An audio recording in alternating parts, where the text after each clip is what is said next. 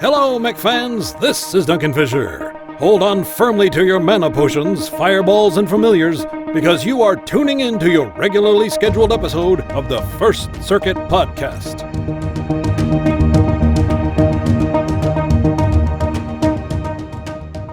Tonight's host, we have Ian. Hello. And we have Biter. Larg. And myself, Oldbobs 10025. With tonight's topics being Heavy Metal DLC from BattleTech, the 1.8 patch, PDX-CON with Ian talking about it, patch notes, Trick or Treat 5 event, Spooky Halloween bundles, comp play results, and Solaris 7 season kickoff event, all coming up next. All right, Heavy Metal BattleTech new DLC. We've only had the title for a long time, and I was quite pleasantly surprised by the announcement. I think that trailer is really good, and it's like the mother of all mech packs, basically. Yeah, it was pretty interesting. I didn't think it would be 470 tons when he did say it, because all I heard when we did the podcast with Mitch was 3 mechs. That's all I heard, and 470 tons. I didn't expect this whatsoever. Yeah, and that's not, of course, just for 100 tonners and a 70 tonner. There's actually 3 mediums in there, and a light. So they've actually, it's how many mechs in total? Like, just to go through it, it's they're adding in the flea, the assassin, the Vulcan, the Phoenix Hawk, the rifleman, the archer, the annihilator, and finally their own new creation, the bull shark. Oh, that was, such a good, the Archer's pretty cool, Rifleman's pretty cool, the Vulcan's okay, the Flea actually was really good, and the Annihilator, obviously a good 100-ton mech to go and use. Especially they needed some new 100-tonners, because everyone just gets the King Crab and the Atlas, and that's it. With this, you get a little bit more. Yeah, so the neat thing with all of these mechs, including the 2 extra mechs you get, everyone gets in part of the update, is the Warhammer Marauder. All of them have extra unique systems. So before we had like the Raven, where it would have the ECM, and this would be unique and distinct to it, or the Cyclops, and it has its TCOM targeting computer that gave it its own unique advantage. All of these mechs, I think all of them have their own unique systems that give them an edge on the battlefield. Mm-hmm. And what are some of the systems? All right, so Ian was actually at PDX-CON, and he had a good look at all of the systems. So let's just start, like, for example, the Assassin. It ignores 3 evasion pips, I think, when firing. Yes. Yeah. Wow, that's good. Yes. So that stupid light mech with its 5 evasion that your assault mechs are completely unable to hit, just put an assassin next to it and blast it away. That's not bad. Yeah, so the assassin pilot, instead of having 5 pips worth of evasion to shoot through, which is like a 10 modifier, it will only have a 2 pips or 4 -4 modifier to shoot. So the assassin is a great candidate to shoot first at your targets, and you might as well shoot first at your targets with the assassin, because it's got hardly any weapons, and its point is to reduce evasion.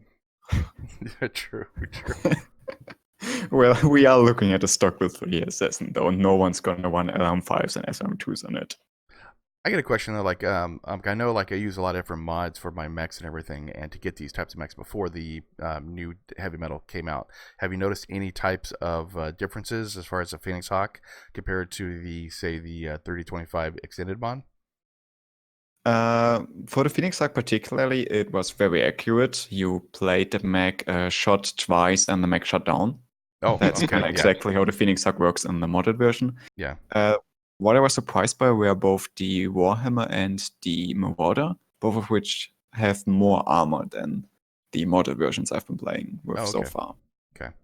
But, I mean, they're obviously similar since they are the same variants, but there are some minor differences which might surprise a couple of people coming from mods. Okay, cool.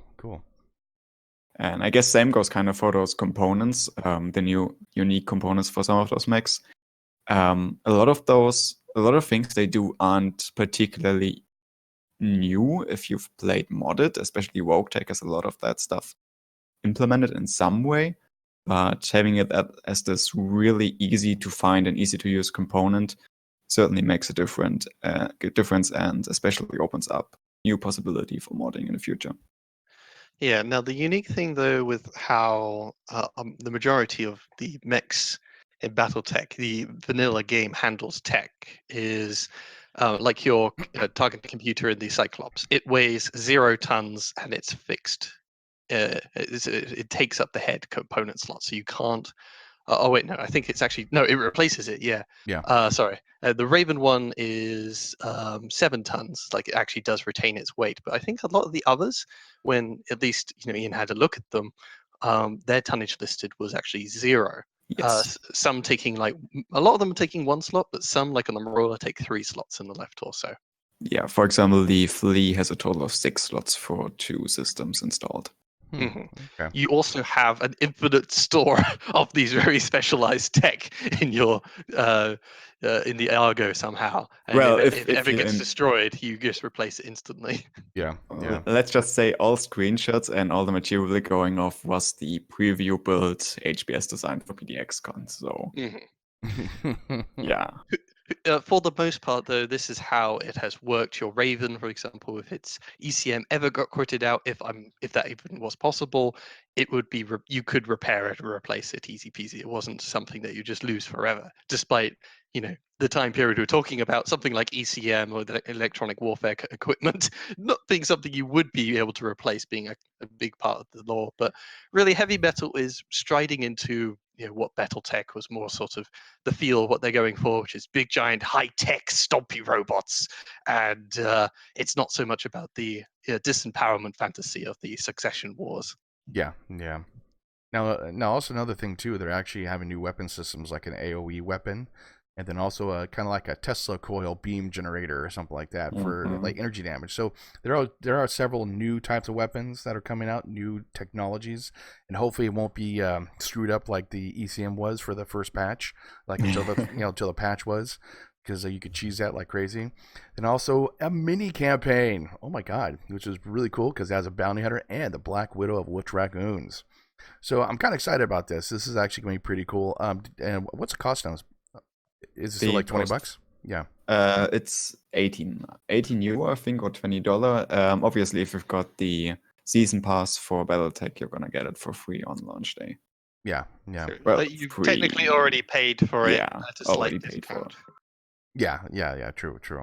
So, But yeah, I I think think that's even currently, if you find one of those sales on Paradox Plaza or on Steam, Mhm. and you get the season pass on sale, it's still gonna save you money compared to buying those packs on their own.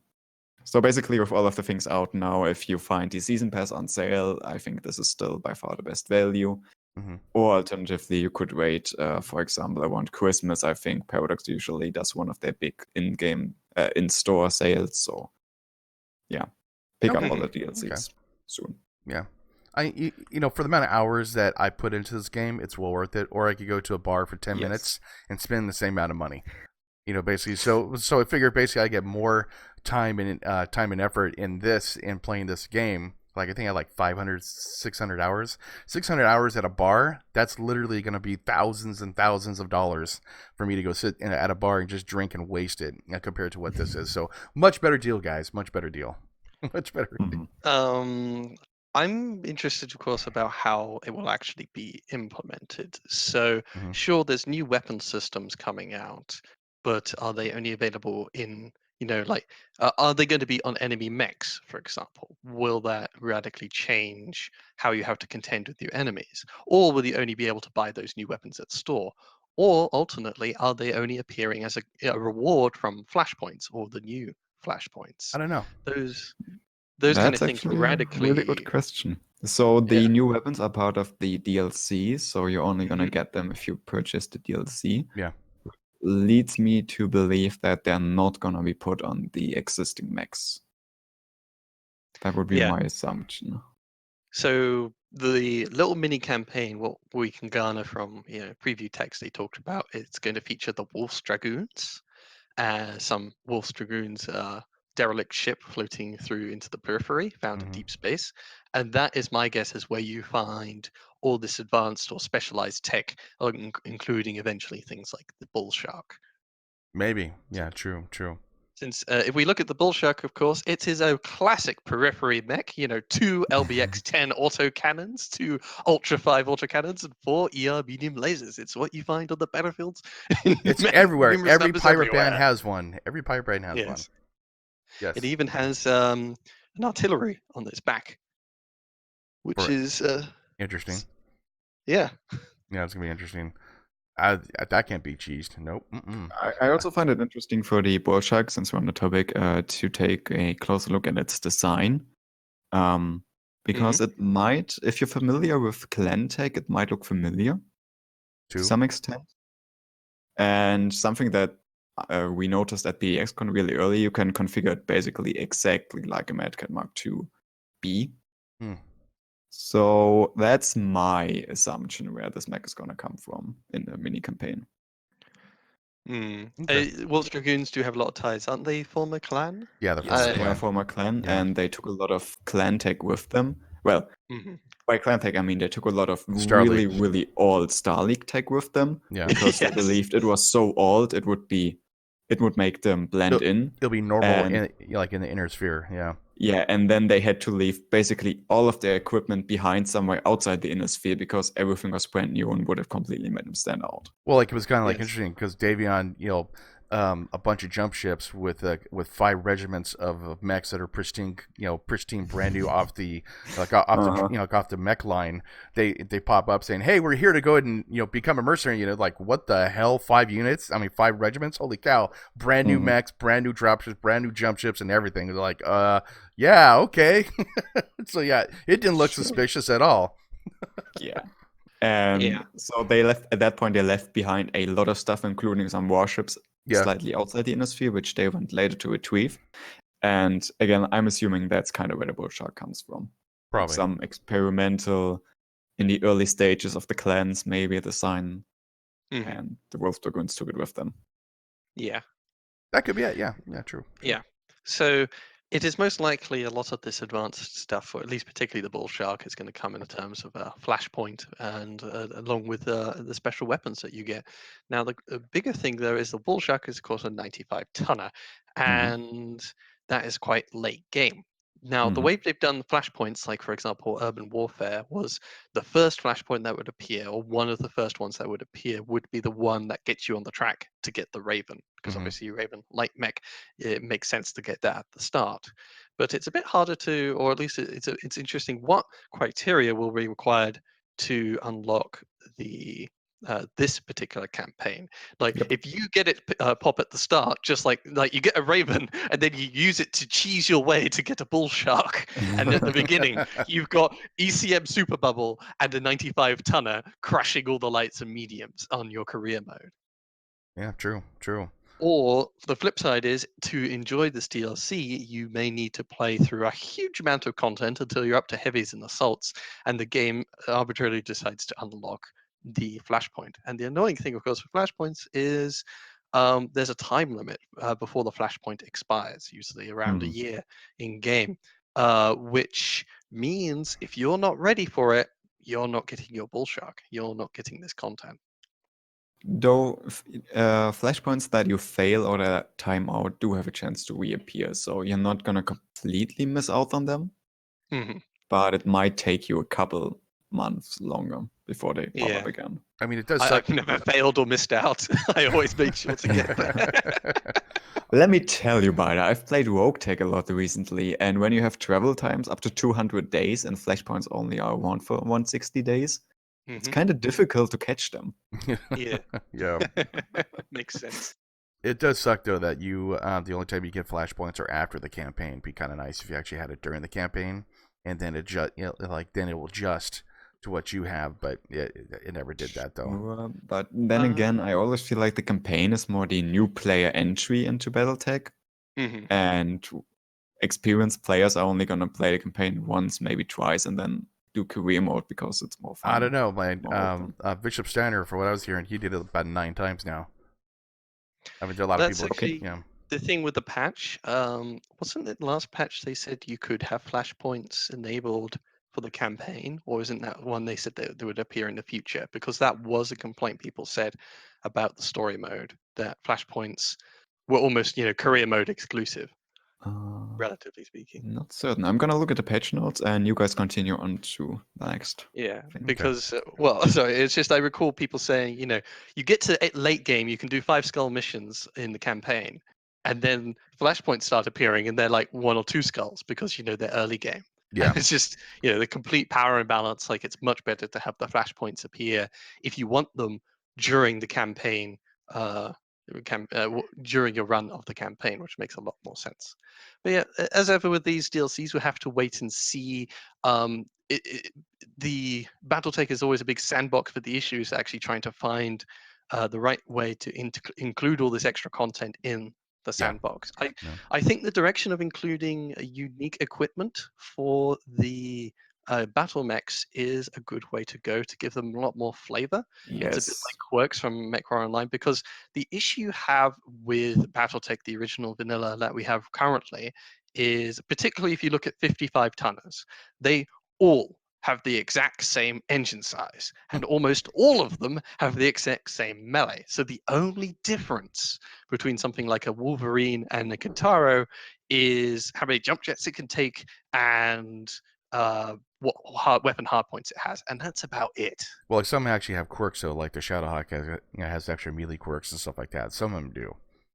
Yeah, there are Yeah. there are slightly different melee damage amounts, Yeah. and that's about it. Yeah, but it kind of comes back to the topic we've talked about a lot from Mechwarrior Online as well, with the, I think, Dervish was the Mhm. thing we really talked Yeah. about. And that's something I also discussed with some of the HBS people, and they are painfully aware that mechs do get samey very fast. And that's the reason they did this, and I think it's a really good implementation of how to make mechs unique.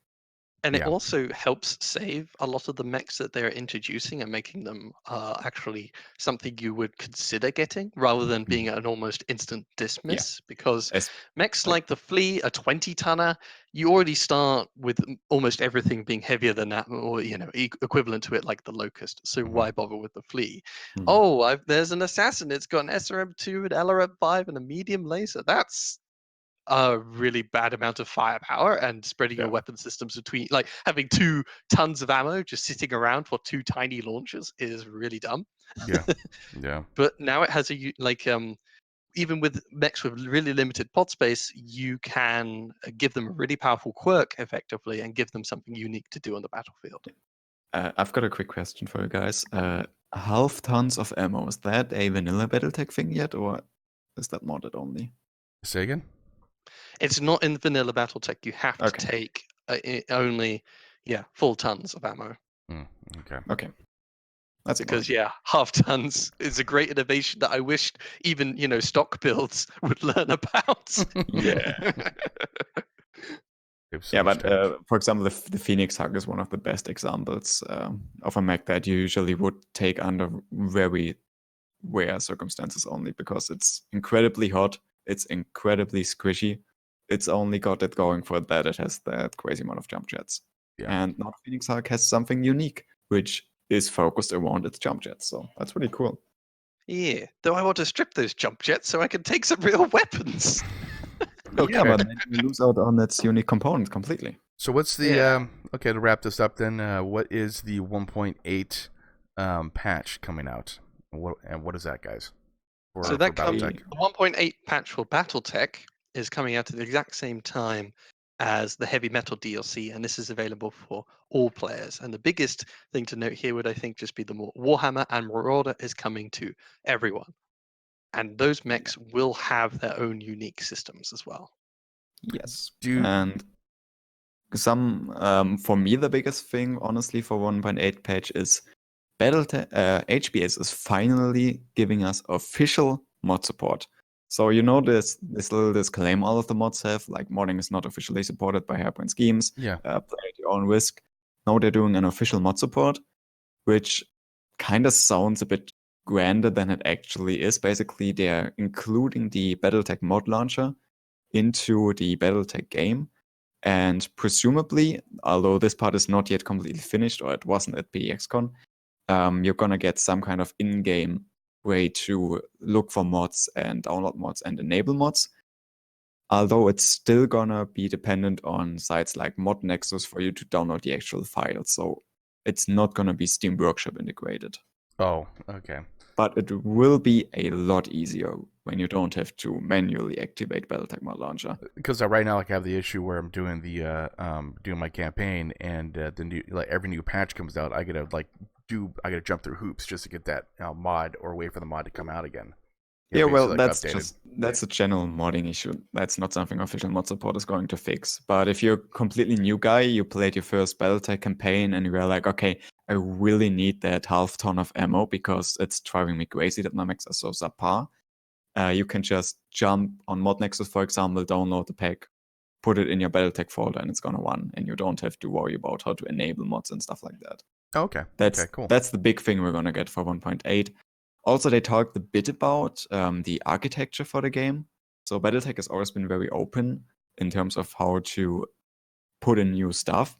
Mm-hmm. For example, all those XML files, which you could really easily manipulate to add in new weapons and such.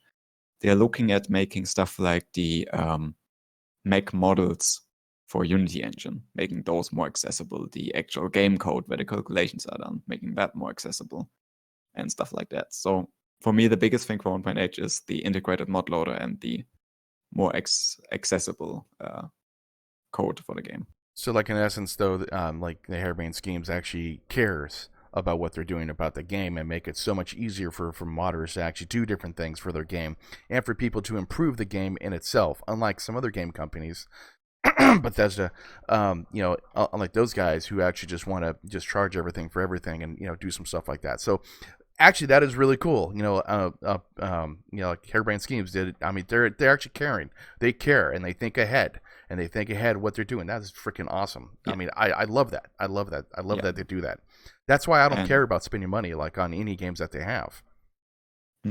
I mean, at least with Paradox games, even if you spend $100 over the year, you're getting like 20 pieces of DLC. I know. God. Yeah. Oh, that's another video. Yeah. Speaking of looking at the future, one of the things that this official modding support really does is future-proof BattleTech as a game. Because we've got people like the Rokne guys working on BattleTech who move so much faster than any real game dev ever could. Yeah. So HBS is with this move basically guaranteeing that even if they at some point have to stop working on BattleTech because, I don't know, Paradox runs out of money, who knows, the game is not going to immediately die. And I think that's really good. And this ensures future generations of people can actually play this game later on and actually enjoy it. So that's cool. That's actually cool. I love that. That's what I love about, like, Harebrained Schemes, PDX, not PDX. I'm sorry, Paradox. That's what I love about these guys. They think ahead, man. That is so cool. I love that. That is awesome. So. Yeah. I mean, to make a clumsy analogy, it's a bit like if you wanted to try and strap some elementals to your car, before you had to weld on your own handlebar. Well, now there's a handlebar there for you to have your own elementals on top. It's not made for elementals, but you can still add your own mods, and it's a little bit better supported than it was before. Oh god. Yeah, true. I'm getting flashbacks to my first ever Rokne game. What, with elementals? Yeah, where my whole medium lens was taken apart by single point of elementals. Okay. Yeah, I've got two minor things to add onto the heavy metal topic. Do you guys have anything else? No, not really. Okay. I'm happy. So I quickly want to talk about two of the new weapons, because most of the weapons we're getting are weapons established in BattleTech lore, like LB autocannons, UAC autocannons, Inferno SRMs. Yeah. I think those are kind of the big three ones. I think those are the big main real weapons. There's I don't see Narc yet. I haven't heard anything about Narc. And I want my damaging Narc missiles. Because I've got it in Rokne and it's kind of useless. But they're adding two weapons that are completely new, that are not part of the BattleTech lore, one of which is going to be the Thumper artillery. I think it's based on existing artillery, so it's not like new, but it's going to be a one-shot component that you can strap to, for example, your Bull Shark. And it's fairly heavy, has a single shot, and does AoE damage. So that's just something new that we're going to play around with and see how it actually works. So Thumper is actually in the original. Yeah, Thumper is originally like in the lore. Okay, cool. All right. Then we've got one thing that's definitely new, which is the Coil Gun, which is kind of HBS attempt to make light mechs viable in like multiplayer and late game. Mm-hmm. So the Coil Gun works this way: when you sprint, or not sprint, when you move a light mech, it gets evasion stacks depending on how far it moved. And for every evasion stack the light mech builds during its movement, the damage of this particular weapon, which is called the Coil Gun, is going to be multiplied by the amount of evasion you have. So, for example, when you've got the Flea, which can walk fairly far and, let's say, get 4 evasion stacks, and you have a Coil Gun on there that says it's going to do 40 damage, then you're going to deal, instead of 40, you're going to deal 40 damage times the 4 evasions, so 160 damage in a single shot, which is incredibly powerful for a 20-ton light mech. Although with the drawback that it generates a lot of heat and is probably going to shut you down. So you're saying my one of my assault mechs with lots of jump jets gets 4 pips of evasion and then loads a barrel load of coil guns into the opponent. See, like you already broke it. You already broke the game. Damn you! I've not thought about that. Sure, probably. Now, what's the science? Okay, I know it's 30-25. I know they have science and big robots running around gyroscopes, all that kind of crap. What is the science behind, like, if you move faster, the gun shoots better? The science is basically it's a kinetic battery, and you build up energy from your movement that goes above what your fusion reactor could generate. And you have those big capacitors stored that just unload in a single charge. But isn't it like a Gauss rifle, though, that has magnets that create a bullet? No, it's kind of thing. It's not magnets. I think it's technically an energy weapon. Mm-hmm. At least it's classified as an energy weapon. I guess it's called a coil gun, so it sounds like electricity. I guess it all your movement creates energy, then it channels energy through the gun, I guess, or something. That might be the Think about the electricity thingy in your car where you go and you have this kind of. We don't have electricity. I don't have electricity in California. Well, you don't have electricity, but you do have a car, so you even have this one. So you've got this kind of generator in your legs, and your legs build up electricity. I could see that. I guess I want to know the science behind this. Damn it! I want Bill Nye, the science guy, to start talking about this. Think about it this way. What's that? Think of the incomparable energies of the sun, such unlimited raw power for millennia, or a moving train. And obviously, I think we can agree the moving train has way more power. Okay. It's like... I mean, the moving train is going to be able to damage my skin a lot faster than the sun is. So technically... Yeah, the sun will sort of cauterize you if it doesn't atomize you. Okay. So, Ian... Okay, that's enough for... Go ahead. So... It does, for PvP, it does actually make some degree of sense to try and give the smaller mechs a way to compete rather than just amassing small or medium lasers, because the issue with turn-based is you could just punch the small mechs and they die. Yeah. So that's why I kind of just loaded my fire starters up with flamethrowers and tried to make them go to sleep. Yeah. It's nice enough idea for PvP, but obviously the question is how it all balances out. Mm-hmm. Because why not just take a whole bunch of coil guns? Yeah, coil guns on your smaller mechs. Like it just completely unbalances the cost to weight ratio. Like the whole thing is you always have a certain amount of money to spend, and that money, you want to spend on a certain amount of, it's all a balancing act around the tonnage and the amount of equipment you can bring. And the coil gun now sits in this awkward spot where it can turn your smaller investments into very big payoffs. Yeah.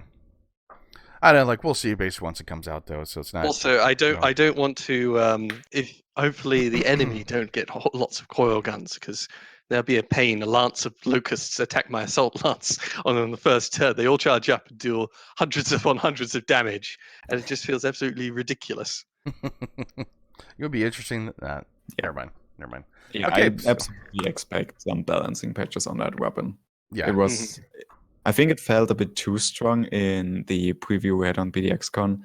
I think the heat was way too low for the damage it did. So I don't expect the weapon to stay the same forever, but it's an interesting idea, definitely. I'm Somehow okay. you get the Anything new? small amount That's of cool. energy from moving and turn it into a huge amount of heat that melts your mech just by running. The power of movement! Okay, so it's enough of 1.8 patch and Heavy Metal coming out for DLC. When are these coming out again? November 21st. November 21st. So remember, guys, November 21st to get your DLC for BattleTech. Okay, so everyone else, Ian, tell us about PDX-CON. Yeah, so PDX-CON Berlin 2019 last weekend on Saturday and Sunday. I just wanted to give you guys a quick rundown in case you were interested in maybe coming to PDX-CON. Obviously, us Europeans can't easily enough fly over to MechCon in case MechCon happens next year. We don't know yet. I don't So know. PDX-CON for me was always this kind of alternative to meet the Hairbrained Schemes folks and talk about BattleTech and meet BattleTech fans and such, and it was really cool. However, this year they moved from Stockholm last year to Berlin this year, which is technically closer to me by a lot, but also it's more expensive for me to get there, which is ridiculous because German trains are just so stupid expensive, but that's besides the point. And I kind of just wanted to say, if you guys are interested in PDX-CON, from my experience in those 2 years, I haven't been there earlier, I just have those 2 years. The main convention day, which this year was only the singles day on Saturday, is really, really good, absolutely worthwhile. And if you can justify the travel expenses, I highly recommend you guys come and visit. There were a lot of new games to play. There were a lot of people there you could meet. People from all over the world, from Canada to Japan. It was kind of ridiculous to see how diverse a group there was. But the second day, well, last year we've had 2 days for the main convention and then some additional days for special stuff like workshop. If you were willing to pay $200 extra, you could get into workshops at Paradox offices and try to design new DLCs and stuff like that, which was probably kind of cool, but way too expensive for me. This year they cut a lot of that and they had 1 day convention, 1 day for the people who bought the medium ticket, which was $180, better than last year's $120, and then another party and stuff for the people who are willing to spend the extra couple hundreds. And I just found that this year the second day, which was the exclusive for the medium and high ticket, was completely lacking compared to last time around. So in Stockholm, there for the extra day, we went to a conventions. It was kind of a internet cafe in Grand with a bunch of PCs set up for gaming conventions and such. And it was kind of cool. We had specialized corners for each game, and then the desks were there and you could play. This year around, they just took all the computers, put them together for the Paradox Mega Game, which is kind of a mix of their pen and paper and Europa Universalis 4 game. And the LANs, as far as I'm aware, just got cancelled, except for Solaris. For example, I was signed up for the BattleTech LAN, which got cancelled last minute, and Hairbrained Schemes didn't even know that BattleTech LAN was ever planned. Wow. So like a lot of mismanagement then, huh? Yeah. So I guess what I kind of want to say is I'm hoping PDX-CON is going to improve a lot next year.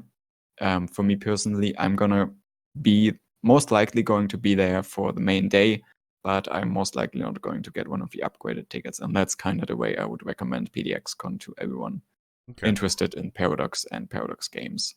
Do you meet anyone cool there? Oh, tons of people. Yeah.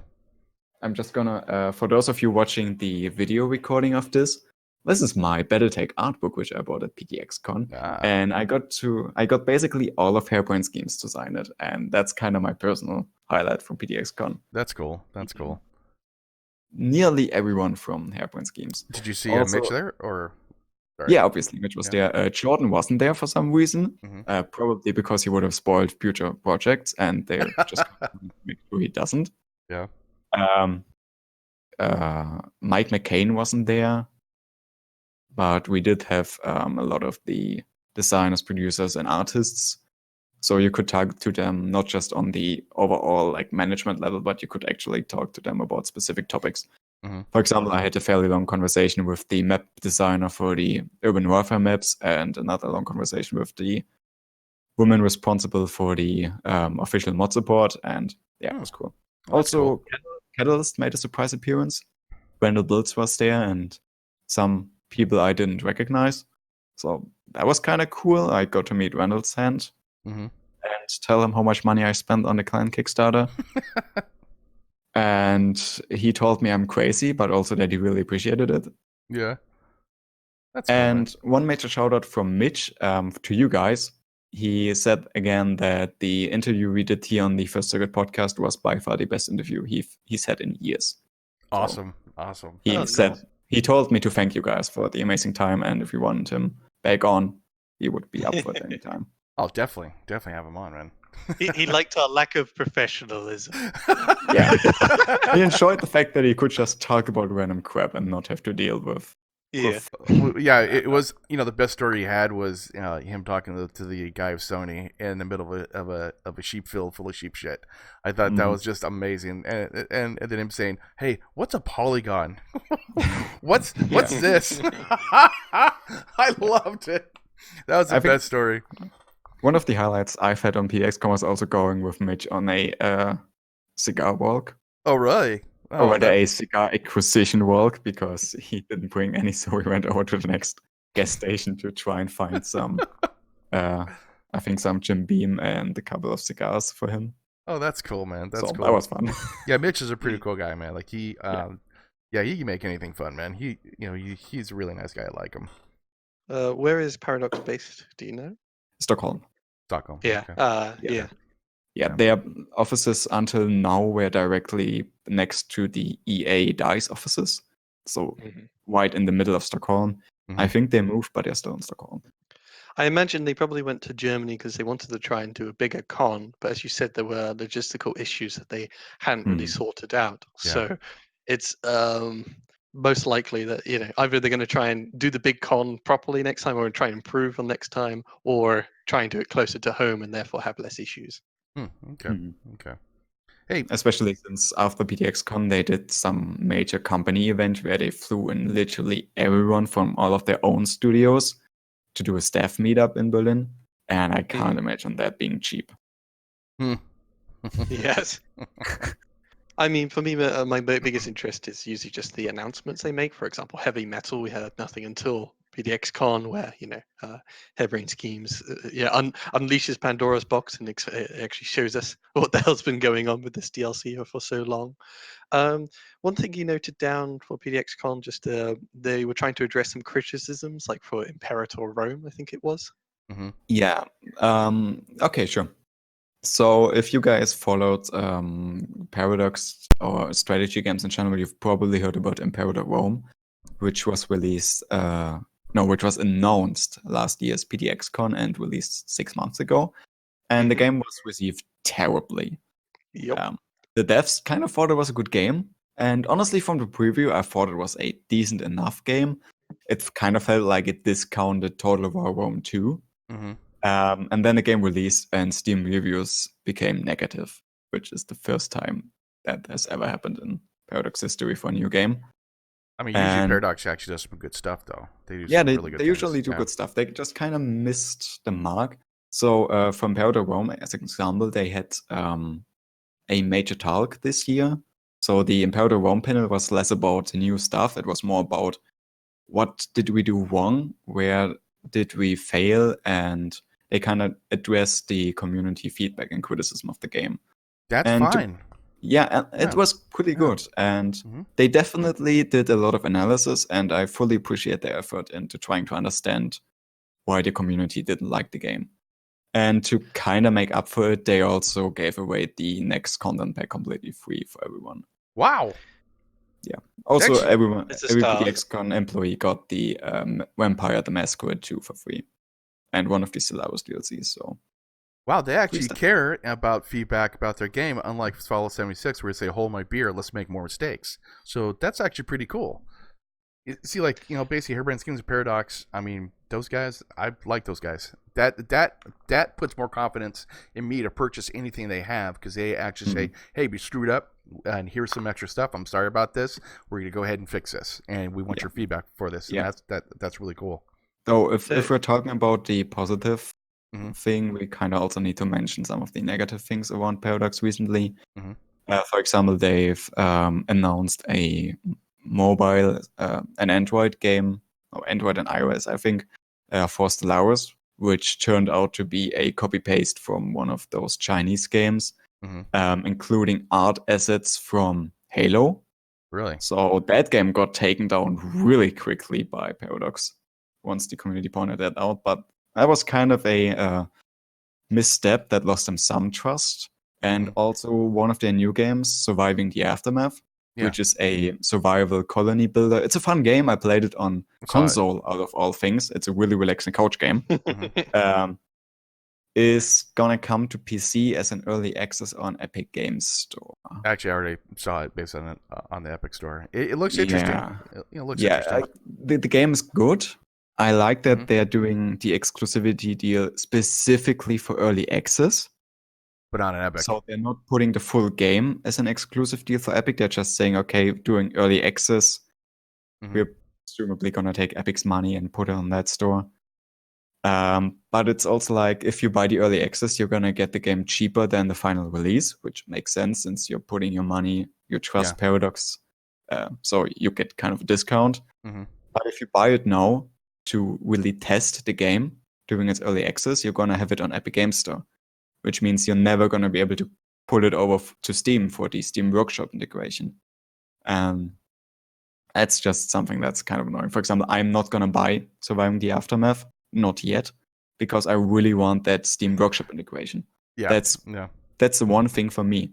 If they were like, okay, in a year we promise that the Epic Game mod integration would be on par with Steam Workshop, I might think about it, but obviously can't promise that.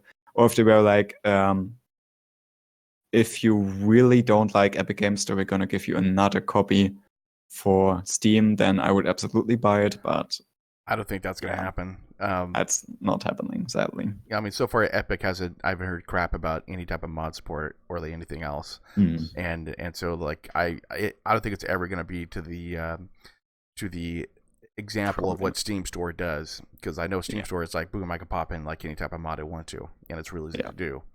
So it's a long road to catch up with Steam, but you know, with enough time and effort, it is possible. True. So to come back on topic for Paradox, they're doing a lot of good things. They are mostly very understanding, but there was a recent trend with Paradox being a publicly traded company that they are doing some questionable things. I still like them overall. I think they're currently the best publisher out there, but keep your eyes open and absolutely criticize them if you have something to criticize. And they'll listen do it in a constructive way, please. Yeah. Now, there's one key thing with Imperator Roma I'd like to ask. Did they acknowledge the issue with mana? Yes. Good. 100% yes. That was the main thing they talked about. Yes. They did get rid of one of the mana currencies, didn't they? I think they pulled out one of them. Yeah. It's still too much in my opinion. Well, yeah. Because I was aware, as far as I'm aware, with Imperator Rome, it was just overflow of mana, and also just the fact that it makes sense that the scope of it was it came out, and it's sort of like it's like Crusader Kings or Victoria or whatever when they came out, but we're now comparing those games after hundreds of DLC to a completely fresh game, and the fresh game is of course like, in these other games there's like hundreds more features. Why would I do the really basic one with even more mana? Like the mana thing is weird because usually there are chances that DLCs are going to add new mana for certain new features. So to have that crazy amount of mana in the base game seems just kind of weird to me. Yeah. Also, Crusader Kings free. Long live the king. I don't know if you guys are interested in that. Good. Actually, I already got it, but the DLCs was really kind of like prevented me from playing the game as much because I like to have the whole thing, and there's Yeah. like 600 DLCs, so like I'm like. But yeah, hey, okay. one of the cool things they did, Crusader Kings 2, which is obviously now a soon to be irrelevant game once Crusader Kings 3 releases, is completely free forever.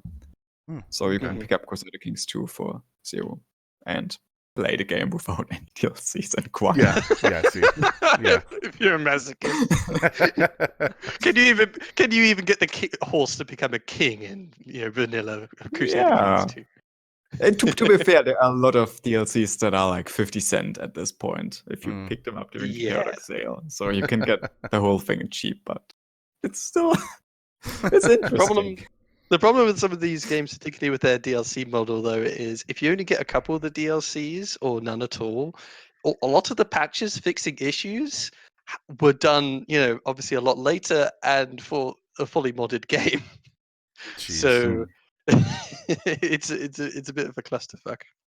Okay, so enough PDX-CON. Do you have anything else, just real quick? Cool, exciting times. That's about it. Just talking of PDX, Cool. they, we said that they do lots of DLC, but with Harebrained Schemes and BattleTech, at least we got the impression is that these 3 DLCs, Heavy Metal will be it. We'll have to wait and see what they announce after Heavy Metal comes out. It seems like Harebrained Schemes, though, is much more interested in continuing on to their next project, though. Prism Skies, maybe? I don't know. Who Prism knows? Skies be kind of cool. It's definitely something in the works. Yeah, and hopefully. Should be pretty damn concrete if they refuse Jordan's attendance to keep it safe. Yeah, true. Okay, next is our favorite topic is MWO patch notes and lack thereof. Let's go ahead and talk about the patch notes here. Exciting times. God. Granted, there are a lot of people actually only working on Mechwarrior 5, so the patch notes until then will actually be the light, very, very light compared to what they were before they started working on Mechwarrior 5, so obviously it's going to be nothing there. Yep, similar kind of story last couple of months. There's not much there. The Mechwarrior 5 pre-order mechs are now available as general mechs. Just you can buy from what was it? You can buy them from the gift store, and they're going to be available for MC and Siebels on December 3rd. Yeah. So they're still a bit out, which is a shame because the Catapult C2 is actually kind of fun. There is a special Halloween sale which sells all of them. I think it is, along with the Franken pattern for $13. Is there now? Mm-hmm. Yeah, that's on the spooky one. Mm-hmm. Oh yeah, that is actually cool. Yeah. Yeah, the variants are okay. They exist. The biggest one, at least of interest to me, was just the ECM Marauder, and it's okay. It's an ECM Marauder. Is that the one with all the missile ports? Missile on either side, so you can do MRM 80 or MRM 60 or whatever under ECM, which is nice. All of those are for relatively cheap, but of course, you should have just pre-ordered Mechwarrior 5 and then refunded it, and you got them for free, with a seatbelt boost. It's true. Some bolt-ons for the mechs themselves. I don't know if a lot of people use. I haven't seen many bolt-ons from people using it, so they're out there though. They're out there. This is just for those variants, basically. Yeah. So they have to A, be using them, and then B, using bolt-ons. And then C, you have to notice, which is going to be quite unlikely. Yeah, pray your team doesn't have tech, because tech shoots off bolt-ons for whatever reason. Yeah. Yeah, exactly. Which is fun to do to your teammates. Just saying. I'm a little disappointed, though, there's no more glowy eyes, because I don't think you can shoot those off. No. Which is interesting. Glowy eyes. It's like, okay. All right, then. The biggest part of this patch was just somewhat changes to faction play. Again, just mostly to, I think, loyalists. Yeah. They will earn more C-bills. They'll earn more loyalty points, I think, after these changes. And they also included a repeatable track for those who have exceeded rank 20 on any faction. So to grind up to rank 20 on any one faction is already, I don't know, like thousands of hours of gameplay. Which once you're up to there, you have your own new repeatable track where you can. We've struggled to find what you even get there. but you at least get a faction hero title and a badge, which I'm sure no one will recognize because the patch notes didn't really give us any previews. Once you do finish the loyalist thing, it does repeat, so basically you get more and more stuff. If you guys have any pictures of this, please show it to us, and we'll pop it on the next, we'll send the link, that kind of stuff, and give you credit for it if you guys can, if you find the link for it, or find the picture of the loyalist extra things you get. It loops. It's okay, I guess. The problem is, though, like last night, I was so excited to go play some Faction Warfare, and there was 2 people playing it. I'm like, this sucks. Never mind. I was like, yeah, I'm gonna try it now. I'm gonna do it. I'm gonna trudge through the Faction Warfare, and no one plays it on Friday night. It's like, okay, well, I'm done with Faction Warfare. I'm done with it for another couple more years. It pisses me off to no end. But it's cool they're actually doing something though. But literally, it's nothing. They did make the commitment to try and improve Faction Warfare. Yeah. Increasing the rewards is nice enough, and having the issue before was that you might as well get to rank 20 with a faction and then immediately switch to a Naval 1 because you're not getting anything past rank 20. This, for those true loyalists out there, means you actually have something going on with your loyalty points. Yeah. It's just getting up to rank 20 is a hell of a grind already. And we don't know if it's worth it. If you find people to play it, though, too. Yes, anymore. God. So yeah, you get extra bonuses now that like they have a default for C-bills payout for non-scouting faction plays for 300,000. And it just goes down the list from there. 50, lowest points for defaults. So it just all depends for winning, then 25 for losing, obviously. So it's a couple things that they put in before, which actually would have helped a long time ago, that we actually suggested. A biter suggested this. So yeah, good things. Only thing is, I don't know how much they were paying before. I think it was 200,000 and 25,000 respectively. Yeah, so a bit of a small increase. Also, there are faction play leaderboards, so those 5 of you who remain can compete. Oh, but it's only unit leaderboards. Yeah. So you're not even getting your name branded in there because, let's be honest, if you are one of the top 10 pilots and you get the top 10 status right now, no one's ever gonna overtake you because no one plays anymore. So you would be there forever. But now your name is vanished and you can only see a unit's name. Mercenary pilot leaderboards are gone. Well, the biggest draw of faction play was, of course, you and a group of friends forming a 12-man and stomping the opposition, or having a good fight or whatever. Yeah. So to that degree, though, I don't mind it being units, but yeah, there's you don't see much of individual contributions or individual performance. True. It's a pity.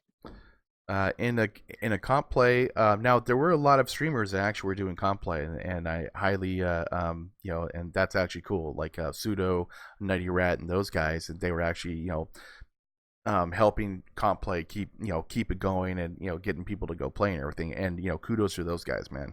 Kudos to all streamers that were taking leadership on that, and definitely, man, that was actually pretty cool. And from what I saw, some of the matches I saw, they had a fun time. They had a really good time. They actually did some good things. But it's now gone, so comp play's dead. Well, at least you'll get your fancy goodies at the end that they were offering, weren't they? And if you're really excited for competitive play, you can stay tuned for the quarterfinals and the semifinals and the finals of the Player One Championship. Yeah.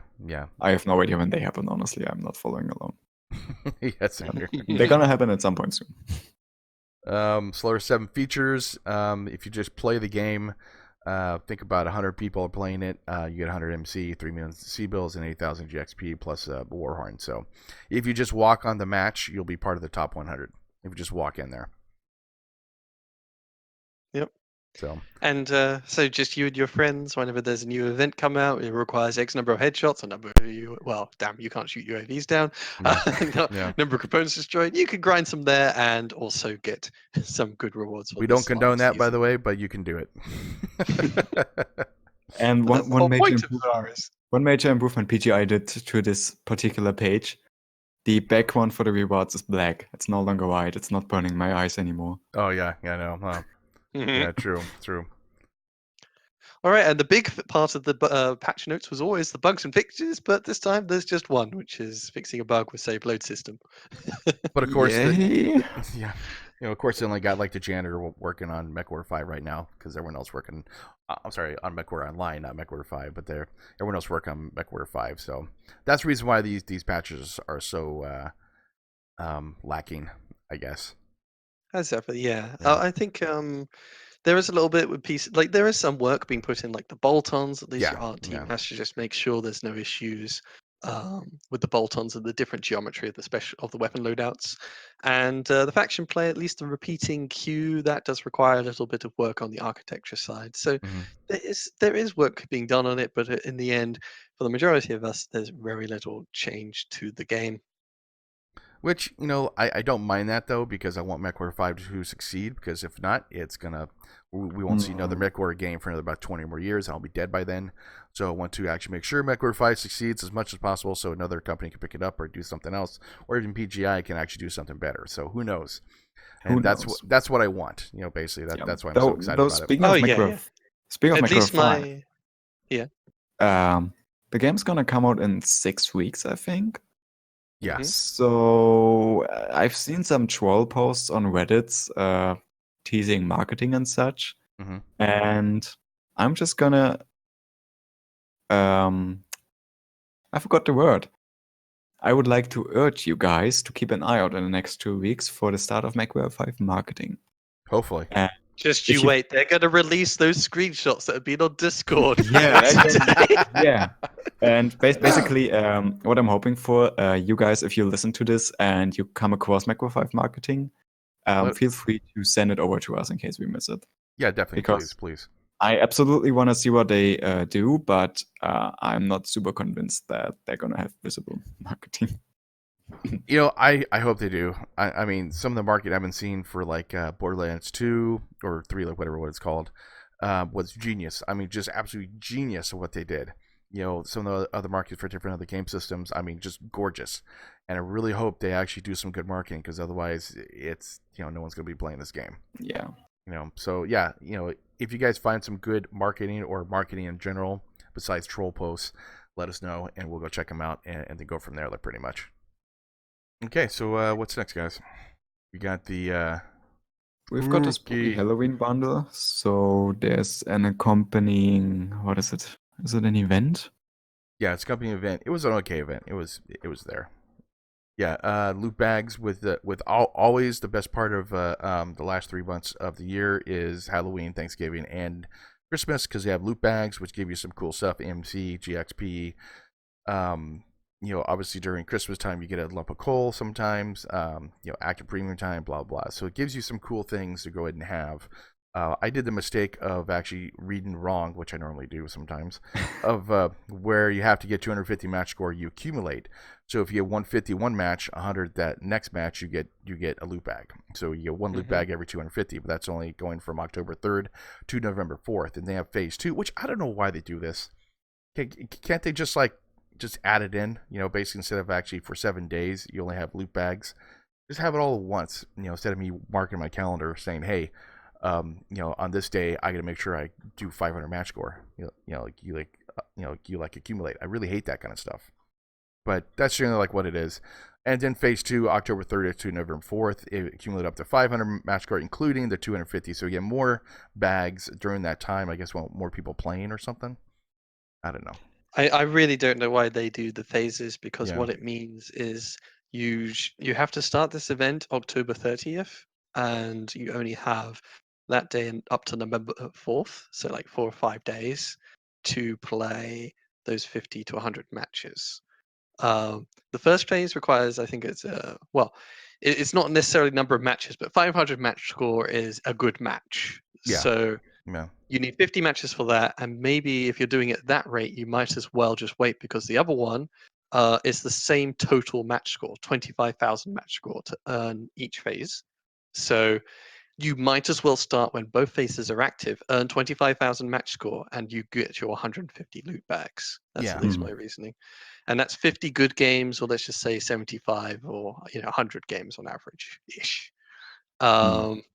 And if you do get all the loot bags, there is quite a nice grand prize. It's not just the mountain lion camo this time, which is something we've complained about in the past. Yeah. You're getting a special performance variant that was often only available through Steam. So this is just basically a Panther 10K, for example, which with a Seabill boost, a Mistlynx Prime with a Seabill boost, Crab 27B, Seabill boost, Shadowcat Prime with a Seabill boost. Yeah. Which one of those would you guys pick? I think the Mistlynx and the Shadowcat, of course, being Omnimex. If you do not have a Seabill boosted variant of those, or if you do already have one, then there's no point in getting them. Also, there's a question of how much you play those mechs. Most people don't really play the Mistlynx. Luckily, we don't have Large here today. And as Shadowcat, you see a bit more often. So if you're a clanner, the Shadowcat a bit is somewhat preferable. For Inner Sphere, most of the Panthers play similarly, so the 10K is nice. But I think the Crab and Panther, they're both okay mechs. I mean, I like playing a none- Panther because it's fun. Yeah, but none of them are really, or at least I think none of them are really the kind of mech you would be willing to put in those extra hours to grind for. No. No. I don't think they're on the loyalty mech or Hellbringer kind of level. I mean, basically with Phase 2, like you said, you get 50 extra loot bags for 25,000 damage, which is pretty easy going from October 3rd to the 4th.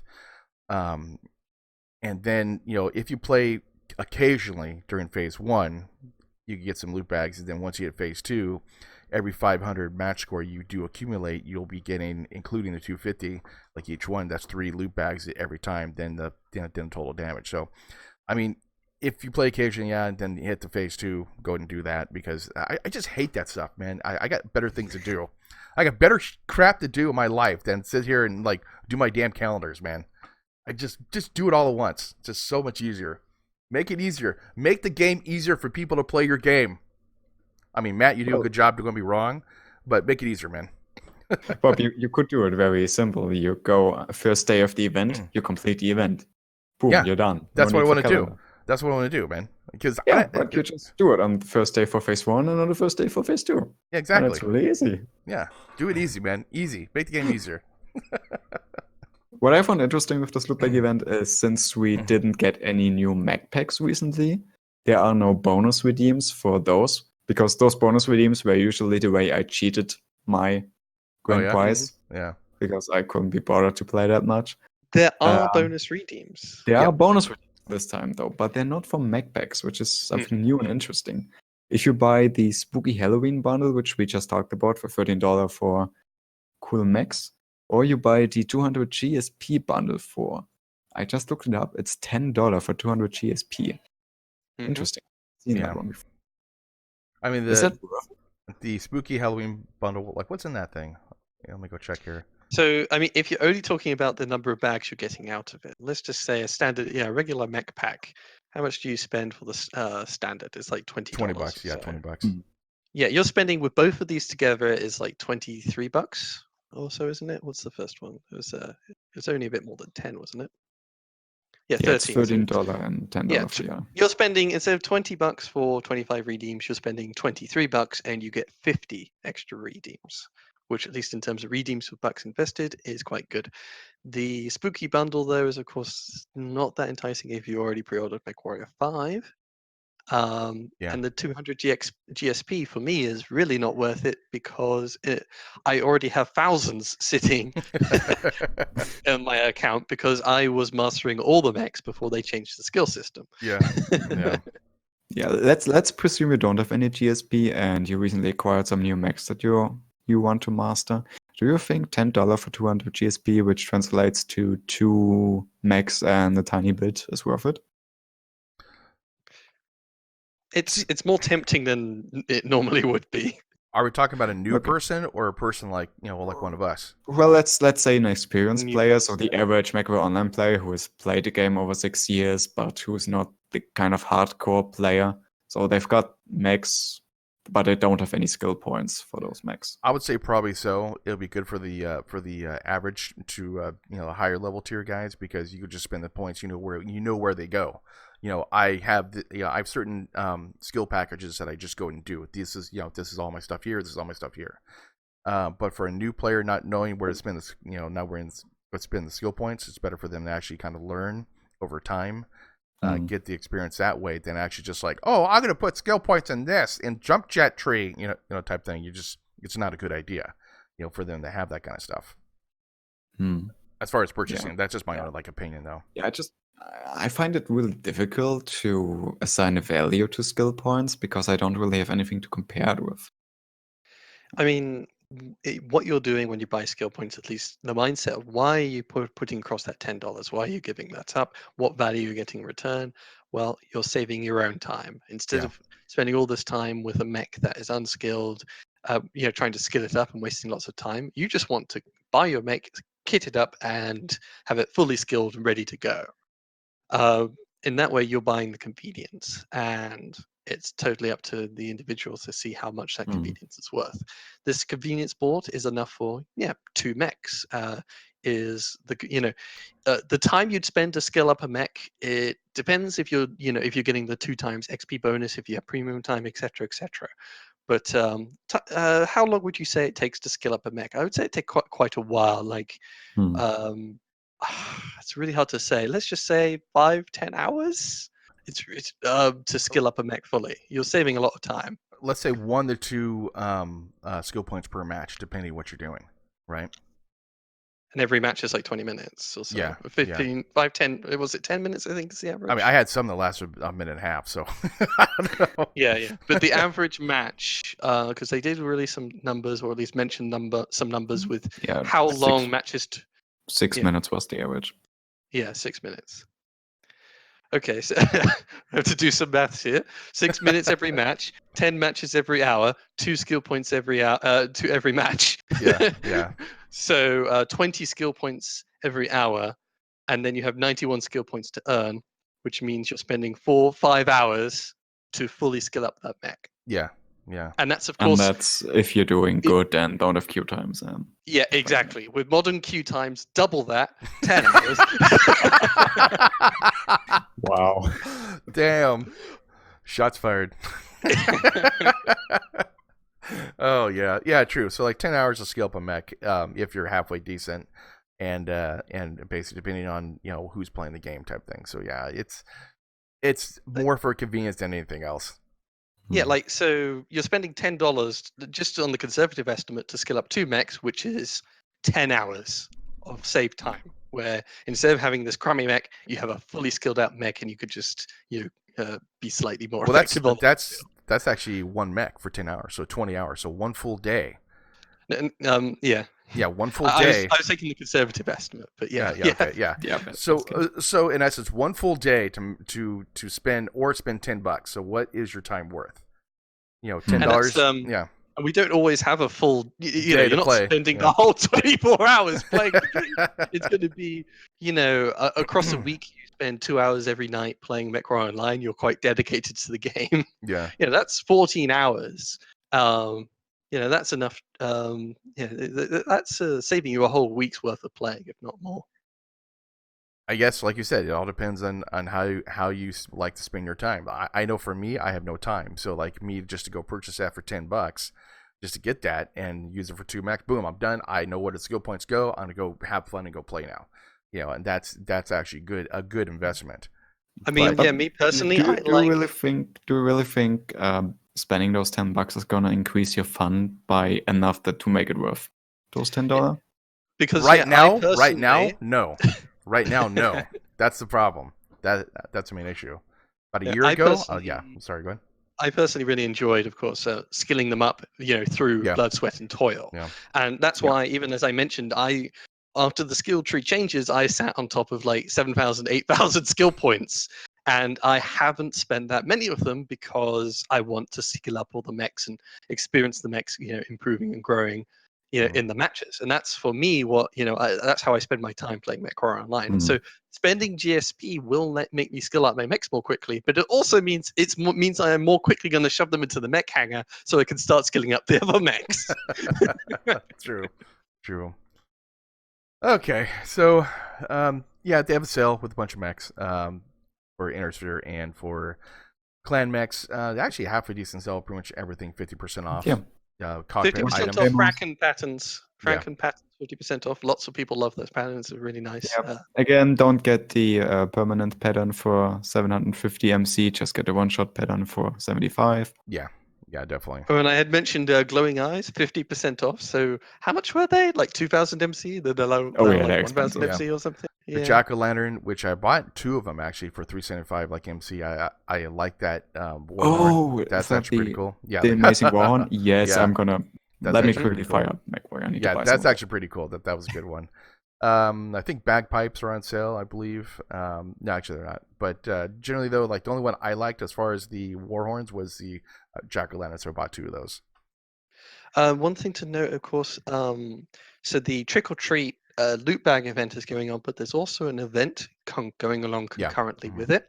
And there are some various things, like if you get 33 kills or KMDDs, which you should do in normal playing time, if you're getting that 25,000 match score, you will get a jack-o'-lantern warhorn, just one. And there's other things, zombie mech, hanging lantern, etc. But biggest one, I think, at least of my interest, is the jack-o'-lantern warhorn, of course. 33 kills or KMDDs, and you get that cool warhorn. Yeah. The other thing too, they're divided into phases, so phase 1 and phase 2. So 9 days for phase 1, and then the other one, phase 2, starts in 4 days. So I guess it overlaps a little bit. And they give out warhorns and not actually MC or money. So just let you guys know, you'll be getting a lot of cool cockpit items if you guys do these. Yep. You will, of course, get C-bills and whatnot from the loot bags, as long as you remember to open them. Yes, definitely. Open them on the website, which I don't know why they don't have it on the main page. When you play the game, it'd be a lot easier to do, but I guess not. They just don't have the functionality, and doing that would require more programming. A lot. Yeah. It's not rough to implement. So, Okay. I guess some final things. There was at the time of you listening to this a Solaris Season 7 kickoff event where you played Solaris 7 and got some stuff. I mean, it's finished at this point, so. The Solaris 7 kickoff ends at the time of recording actually in 23 days. Like, well, it's going by the time of the release, it's going to be over. So. No. There was some stuff. If you played Solaris 7, you got some stuff. Cool. Well, it's still going. I think it's it ends it's in going 23 to end. days. It's going to end at the end of November or so. Near the end of November. And that's just the event, though. That's just the event, not the rewards. Never mind. I was completely wrong. I read the days as hours, and I was like, check your calendar, man. Check your calendar. Check your date book. God damn it! Check your date book on this, man. All right, Bob. I've got something to do for you for next episode. Please do a Microsoft project sheet with all of the events, so I can manage my tasks. You think I have time for this? You think I have, dude? I have no power. In 7 hours, I'm losing my power for 3 days. We saw you had a notebook. Just draw it all in there. That's the way to spend your time without power. Fine. Do it in notebook. Do the low tech way. In 7 hours, I'm losing my power for 3 days. I have to edit this video, upload it, put all the information in, and before my power goes out, and then basically, hopefully on Monday morning, I'll be there in time to Twitter it out. So no, because hold on, I have never mind. I'm just hold my beer. Monday, I gotta stop. All the spelling mistakes. I gotta stop. Yeah, man. Solaris 7 season kickoff event, just it's the same as the other ones. Play 1v1 mode, you can play 2v2, play in each division, etc., and you get a whole bunch of MC from it. Yeah. So just have your friend jump in with you and do each match, or 4 friends do the double match, and then you'll be able to get it done. Do it about 3 o'clock in the morning, because then no one's playing. Yeah, do it in the middle of the day. We don't condone this, by the way. Do it anytime, and you'll be. Yeah. Okay, do it anytime. We don't condone this. Just let you know. Okay, so next up is the comp series. It's ending, and basically they give the results of all the different teams out there. Adjusted 12. Just a shout out to him. But a couple things going out. So it has 18 teams. Yeah, well, the preliminary comp play thing is over, so they've locked in the standing for the top 47 teams. Mm-hmm. So yeah, as we were speculating earlier, top 500 teams would have gotten the participation reward. There were only less than 50 teams, so if you were smart, you created a team, played your one game, and got a lot of stuff. And getting some free stuff. Why do they have top 500? I mean, top 500. Come on. On dude. that note, this list is the following teams completed their 20 matches. Oh yeah, and okay. They will receive the participation. So you actually have to do 20 matches. You do have to be fairly you have to involved. lose 20 times. You have to Which, lose 20 granted, times. if you find a competitive team who wants to buff their own stats, and you just go in and just play 20 matches, obviously not a behavior. I know it's against the rules, but we're all nervies. Yeah. Curse you! You're not following the rules, and we'll stop you anyway. And thank you for watching episode 103 of the First Circuit Podcast. Tonight's hosts were Ian. That was a weapon ending. Bye. Fighter. Does he have a script for it this time? And myself. And yes, I have a script for it because I wrote it down on my notepad. So you guys have a good night. Thank you for watching, and we'll see you on the battlefield. Bye-bye. Bye-bye. Bye.